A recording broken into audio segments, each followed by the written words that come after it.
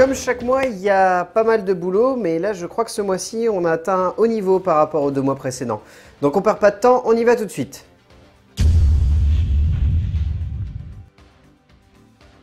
Je trouve ça un peu bizarre de parler de la religion au cinéma au premier degré, c'est-à-dire de montrer l'impact que ça a sur un homme, mais sans le moindre recul. Pourtant, aux États-Unis, ce genre de film a franc succès. Et le film en question ici a réussi à finir numéro 1 au box-office, car étant basé sur un best-seller qui s'est vendu à de très nombreux exemplaires, les producteurs ont décidé de capitaliser à fond dessus, voire même un peu trop, il faut bien l'avouer. Le film qui en découle est loin d'être aussi mauvais que l'était Dieu n'est pas mort, mais bon, il reste toujours cette conception dramatique très vague et pas du tout creusée qui a tendance à laisser le spectateur perdu en fin de métrage, sans la moindre clé de compréhension du récit ou des actions des personnages. John Gunn est très loin de livrer un mauvais film. Le seul reproche que je peux lui faire, c'est que par rapport au roman qui pouvait avoir une vraie profondeur, bah là il n'y a rien d'humain et il n'y a rien de réflexif. N'importe qui vous le dira, la politique et le cinéma conjugués donnent de sacrés moments de cinéma. Des moments qui s'impriment sur la rétine du spectateur instantanément comme des profondes visions de notre société.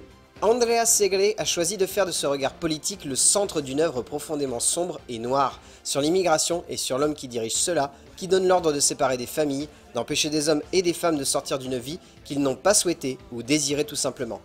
Malgré des grosses longueurs et un propos un peu fouillis, notamment une sensation de simplement voir les personnages divaguer de scène en scène, et non pas rechercher quelque chose de concret, Segle a tendance à se perdre dans de nombreuses facilités pour consolider sa narration, et le point fort du film reste la puissante mise en scène qui la pose sur un long métrage certes maladroit, mais terriblement immersif. Donc voilà, au final c'est une œuvre qui est extrêmement classique, voire beaucoup trop, mais qui tient le coup parce qu'il y a cette petite originalité dans le cadre et dans l'ambiance.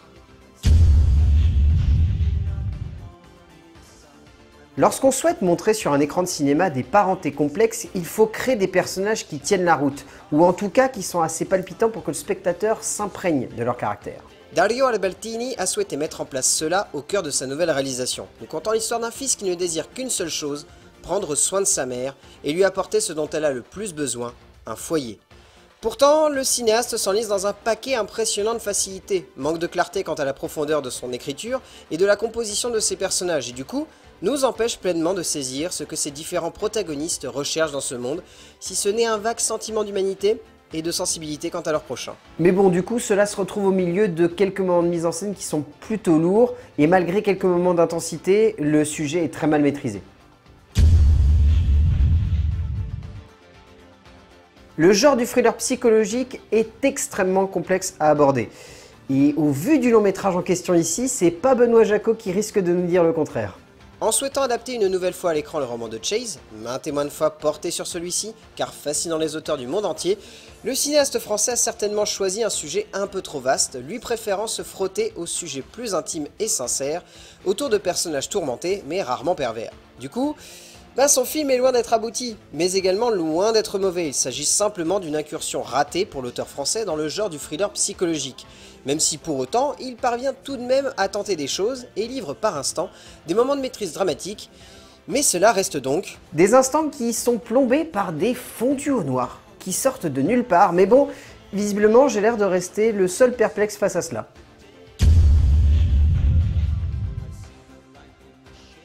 C'est assez surprenant de voir un acteur repasser comme ça derrière la caméra, surtout quand, comme c'est le cas ici présent, il y a eu quelques années de silence. Mais pas chez Sophie Marceau, parce que clairement, ce nouveau passage derrière la caméra est juste mauvais, voire même extrêmement triste et navrant en un sens, car elle vient clairement de livrer un film aussi inutile que vain de sens et de conception cinématographique avec la dramaturgie la plus vaine qui soit. On ne s'attache jamais aux personnages, on ne comprend pas pourquoi ils agissent ainsi la plupart du temps, et sans trop en dire pour le cancre au fond de la classe qui voudrait quand même aller voir le film, la narration passe son temps à se contredire pour créer de faux retournements. Et bon, comment dire, c'est extrêmement long pour ce que ça a raconté, et la cerise sur le gâteau qui vient surplomber la chantilly, c'est que Marceau et Richard sont mauvais comme rarement ils l'ont été.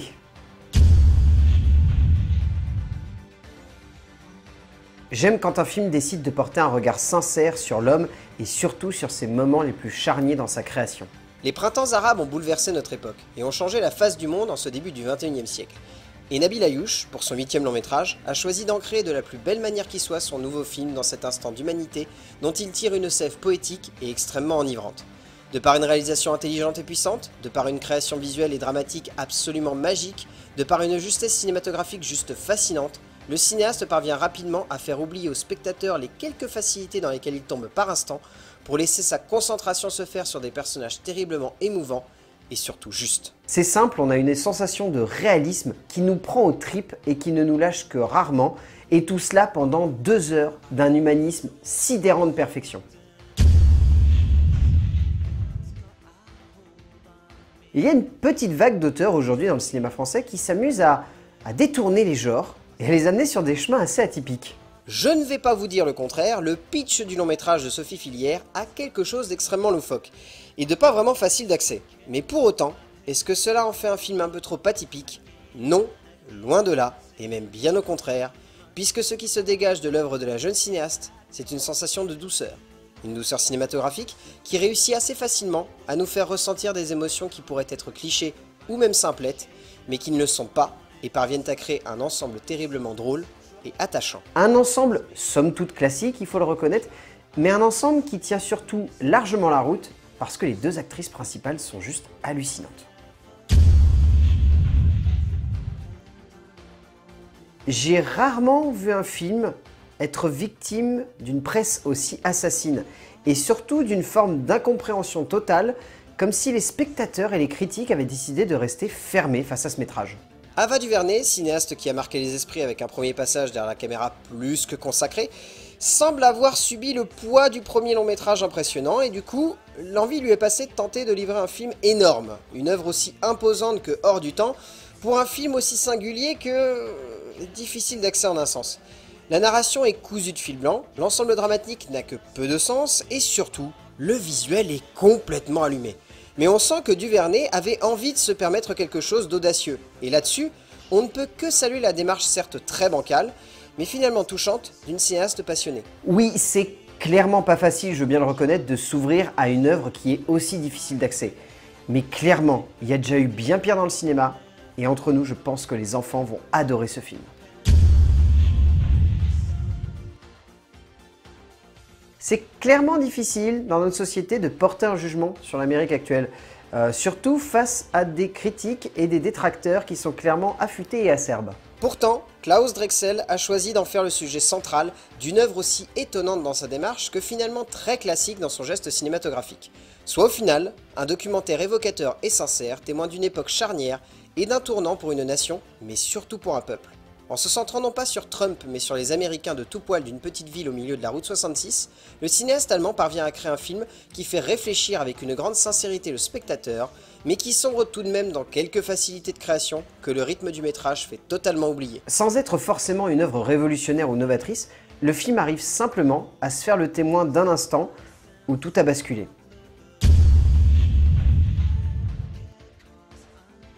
Ben Shetritt est un auteur qui me fascine. C'est un mec qui est capable de passer du cinéma à la littérature, au théâtre, comme ça en un claquement de doigts, sans forcément qu'on y voie une nécessité. Et son nouveau long métrage a laissé clairement beaucoup de monde sur la touche.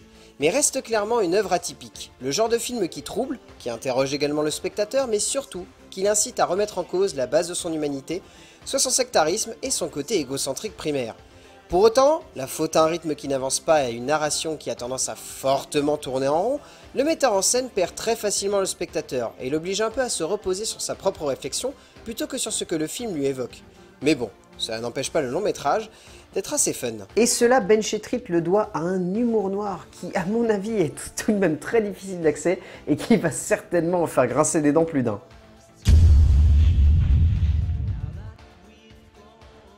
S'attaquer à un sujet politique qui est encore dans l'actualité, c'est même plus une question de culot là, c'est clairement de l'audace créateur.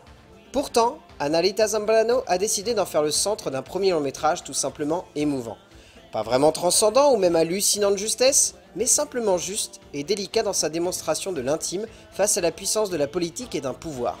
De cela, il est indéniable que la jeune cinéaste se casse la gueule à de nombreuses reprises et a du mal à se relever de ses clichés. Mais pour autant, on retient heureusement avant tout la puissance et la justesse d'un ensemble de personnages que la cinéaste emmène le plus loin possible. Avec une grande pudeur et surtout une intense et extrême justesse envers ses personnages qui envoûtent le spectateur.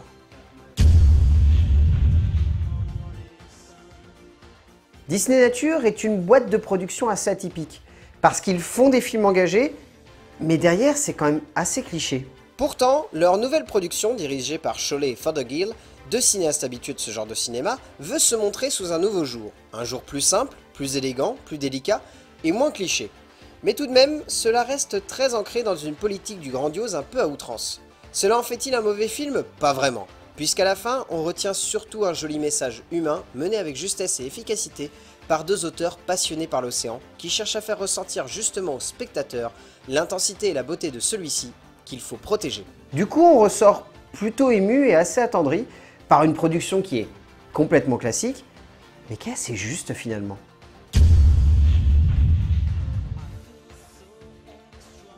Il y a des cinéastes francophones, ils vivent dans leur petite bulle, ils font leurs films comme ça, et ils font pas vraiment attention à ce qu'ils font ou ils s'y investissent pas complètement. Et l'exemple de Jean Becker est, je trouve, assez symptomatique d'un ensemble de réalisateurs qui ne font plus du cinéma pour le plaisir de partager quelque chose, mais simplement pour le plaisir de faire. Et Le Collier Rouge est clairement un film de ce calibre, puisque même si Becker aime ses personnages, le film est clairement vain. Vain par son sujet, vain par la forme qu'il prend, vain par son esthétique et le traitement de la narration, bref, Becker fait un film où l'on a simplement la sensation qu'il ne réussit pas à pleinement s'investir, et que du coup, il se contente simplement d'enchaîner les quelques scènes vaguement touchantes, mais rarement transcendantes. Ce qui donne un film qui est assez vain, assez vide, et qui donne la sensation en fait de ne pas servir à grand chose, sauf à complaire le réalisateur.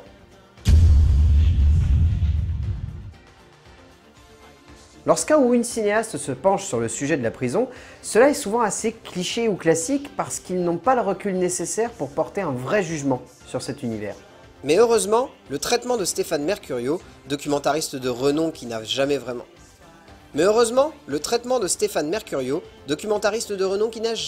su rencontrer le public en salle, est une belle et nouvelle manière de regarder ce monde. Et son dernier documentaire, sur une pièce de théâtre mettant en scène des anciens détenus, est une œuvre sincère et juste. Juste de par son traitement, de par sa forme, de par son fond, de par la puissance qui se dégage d'une certaine maîtrise du sujet, mais tout de même assez simpliste et grossière lorsque l'on s'arrête sur les détails. Mais bon, on est prêt à les laisser de côté, tant ces hommes et cette femme sont tout simplement émouvants. Et d'une sincérité à toute épreuve, qui transcende les barrières et qui rappelle simplement que même en prison, l'homme ne perd jamais la moindre once d'humanité. Il y en avait du boulot au mois de mars. Espérons que le mois d'avril sera plus calme parce que sinon ça fera beaucoup trop de films à la fin de l'année. Mais surtout n'oubliez pas, ce n'est pas parce qu'on ne parle pas de ces films qu'ils sont forcément mauvais.